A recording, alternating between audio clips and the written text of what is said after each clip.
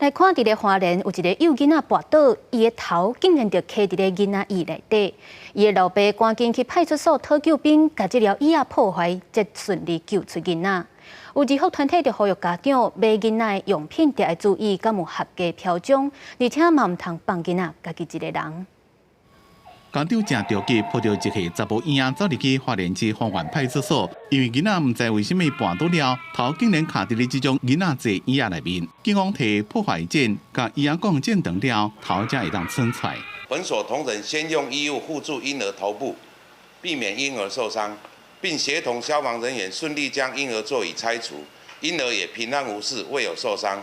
长期关心儿童安全的监管基金会讲，卖幼婴用品时阵，上好是拣有标章的认证商品，较有保障。而且使用时阵唔通放囡仔一个人。父母是不可以离开视线的哈。如果没有使用的时候，我们会建议家长应该要放置在高处，不要让孩子接触到，否则孩子拿来套头，然后安全带勒附颈部的话产生伤害。会建议到实体店面去购买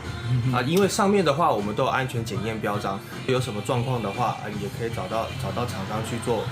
有后续负责的责任。监管基金会讲，已经就发生过有家长囡仔无乖，怀疑坐这种椅仔，因为这边囡仔为什么头会卡伫咧椅仔内面，也会调查，家长是无回应。记者综合报道。